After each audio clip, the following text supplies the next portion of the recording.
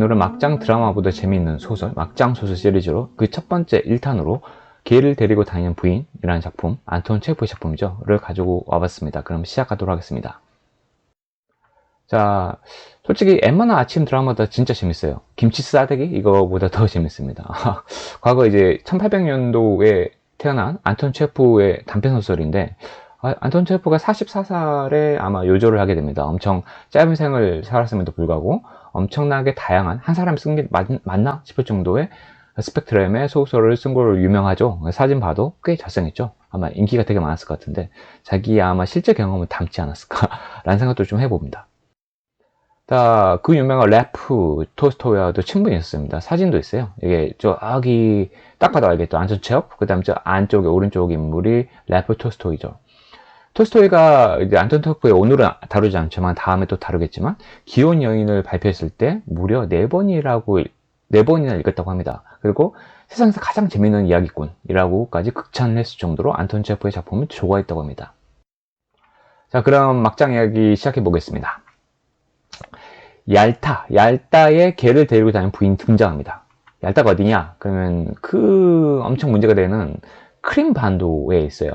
그렇죠? 엄청 국제적으로 엄청나게 문제되는 도시죠. 그런데 소설 속에서는 휴양지로 나오게 됩니다. 이렇게 남자 주인공 이름이 그로프예요. 그로프와 카페에서 이 부인이 대화를 하기 시작합니다. 어떻게 대화를 시작하게 될까요? 스피츠라는 개 때문에 대화가 시작됩니다. 스피츠라는 개는 이렇게 생겼어요. 엄청 귀엽죠. 그래서 남자든 여자든 일단은 개를 데리고 다녀야지 남녀 간의 대화가 시작된다라는 말이 많이 있잖아요. 그래서 저도 개를 기를까 봐요. 어쨌든 그로프는 결혼을 했고 무려 대학교 때 바로 결혼해가지고 무려 40살이 아직 안 됐거든요. 39 정도 되는데 무려 3명의 자녀들이 있어요. 그리고 당연히 그로프는 바람을 밥 먹듯이 합니다. 심지어 여기 소설 초반부에 그로프는 여자들을 저급한 인종이라고 부를 정도로 여자들을 되게 무시하고 폄하하고 환멸을 느끼기까지 하는데 또 그런 어떤 정사, 육체적 관계 없이는 살아가지 못하는 남자를 또 묘사가 됩니다. 근데 이제 이 여자, 개를 데리고 다니는 부인의 이름은 안나입니다. 이 안나와도 당연히 일주일 뒤에 관계를 가지게 됩니다. 물론 이제 안나 또한 베테르부르크에서 휴양을 위해서 알타로 온 거고, 그로프 또한 휴양을 위해서 알타로 왔습니다. 바람나기 참 좋은 도시죠. 남편의 편지를 받고 안나는 불이 나게 베테르부르크로 돌아가게 됩니다. 당연히 이 잠깐의 불륜도 이제는 영원히 끝이 나겠다라고 생각을 하게 되겠죠. 막장이 계속됩니다. 모스크바가 집이었어요. 그래서 그로프는 모스크바를 돌아왔고 당연히 안나가 예전에 다른 여자들과의 마찬가지로 그냥 하나의 육체적 관계였기 때문에 금방 잊혀지겠지라고 생각했었는데 그렇지가 않아요.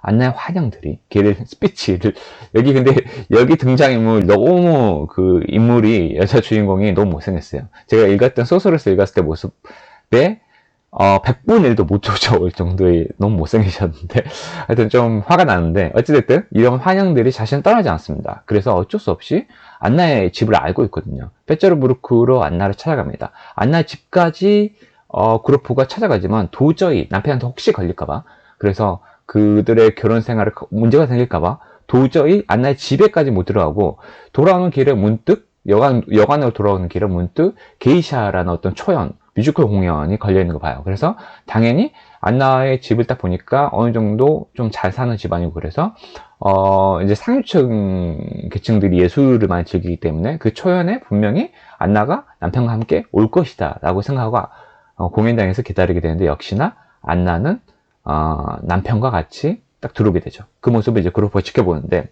안나와 첫 정사를 나누었을 때 안나가 고백했던 말이 떠올라요. 왜 난 나쁜 사람이 된 것 같다라고 하는데, 또 이유가, 근데 나는 되게 성실하고 싶었다라고 또 이유 배반적으로 얘기하는데, 그 이유가 그 얘기를 하면서 남편은 안나가 노예와 같은 사람이라고 표현해요. 근데 실제로 그로프가 남편을 딱 보자마자 정말 노예와 같은 모습으로 들어오는 걸 딱 봐요. 실제로 안나는 되게 신 여성이고 호기심 많고 결혼을 하고도 뭔가 내 안에 숨겨져 있는 어떤 욕망들이 있던 친구인데, 그 노예 같은 남편을 만나서 뭔가 그 숨겨진 욕망을 표출을 못하고 있는 상태였죠. 그래서 그럴 때 마침 얄타에서 그로프를 만나게 되는 거죠. 그러면서 자기의 그 숨겨진 욕망, 모르겠어요. 진실한 사랑을 찾으려고 하는 그런 욕망인 것 같아요. 그거를 찾게 되는 거죠. 그래서 안나를 만나지만 안나는 당장 지금 위험하다. 모스크바로 돌아가고 자기가 찾아가겠다라고 할 테니까 기다려라 라고 얘기하고 그로프는 당연히 모스크바로 돌아오고 그들의 미래는 시작되게 됩니다. 자, 다 됐습니다. 미래가 시작되었는데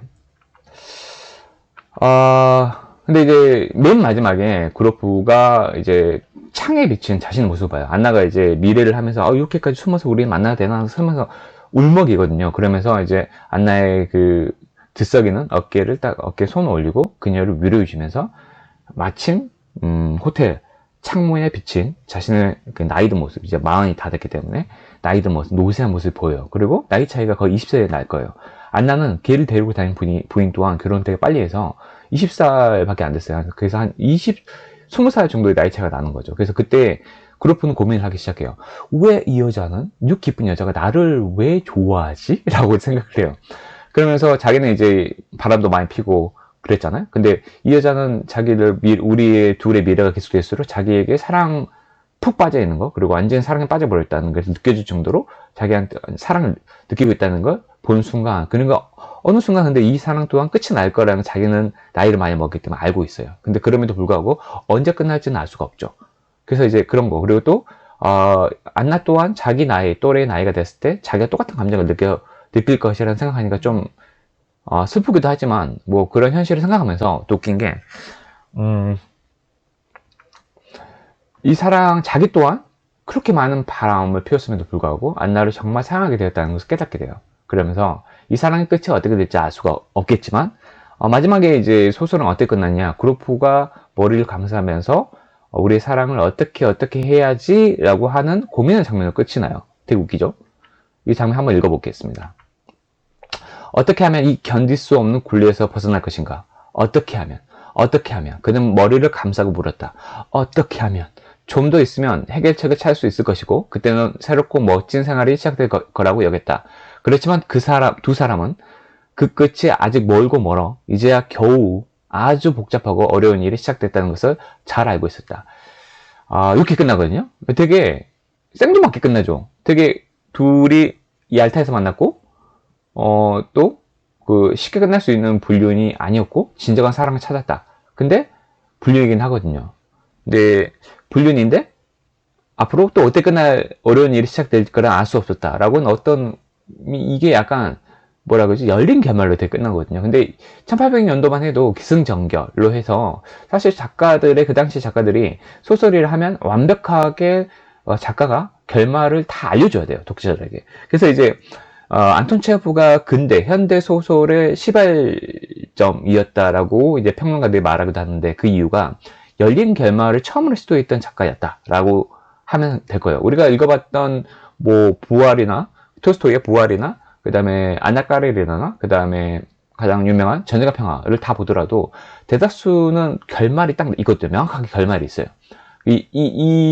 이 사람들이 결국 완전히 뭐 죽을 때까지 보여주지도 않지만 대다수는 행복하게 끝났다라든지 이런 식의 결말이 있는데 이거는 뭐 갑자기 생뚱하게 끝나잖아요. 그래서 이게 실은 당시에는 엄청나게 충격적인, 이제는 뭐 열린 결말 뻔하잖아. 영화도 열린 결말 끝나고 너무 많은데 이런 토대를 처음으로 만들어준 사람이 안톤 체호프이기 때문에 평론가들이 극찬하는 작가로 아직도 남아 있습니다. 당연히 이런 것 때문에 토스토이 이것 또한 안톤 체호프의 작품을 안톤 체호프를 세계 최고의 이야기꾼이라고 치켜 세웠겠죠. 근데 진짜 막장이지 않습니까? 자, 근데 왜 안나는 불륜을 저지를까요? 다 읽고 나서 되게 웃긴, 예전에 비테즈 코즈의 평행 이런 거 생각나더라고요. 그래서 안나 까라헨이라도 안나야. 토스토이의 안나 까라헨도 안나입니다. 근데 이 소설에서의 걔를 데리고 다닌 군인도 안나야. 안나가 러시아에 많은 걸까요? 아니면 안나는 다 바람 피우나? 하여튼 이런 생각을 좀 약간 우스꽝스러운 생각을 해봤었는데 정말 근데 러시아 소설들이 1800년도가 정말 러시아 문화가 풍성했던 시기다라는 것은 맞는 것 같고 앞으로 러시아 소설들이 엄청 고전이라고 해서 재미없다라는 게 아니고 톨스토이의 소설 진짜 다 재밌거든요. 안나 까리나 공연으로 영화만 보지 말고 소설 자체를 보세요. 정말 재밌어요. 이렇게 재밌어도 되나? 부활도 재밌고 전쟁과 평화도 재밌거든요. 불륜이 엄청 나옵니다. 그래서 사실 고전이 피할 게 아니에요. 고리따분하고 지루해가 아니고 정말 막장들이 많이 나옵니다. 그래서 앞으로도 소스가 김씨 저는 또 다른 막장을 들고 돌아오도록 하겠습니다. 오늘도 여기까지 들어주신 여러분 정말 감사하고 항상 행복하시기 바랍니다. 막장 기대하십시오. 감사합니다.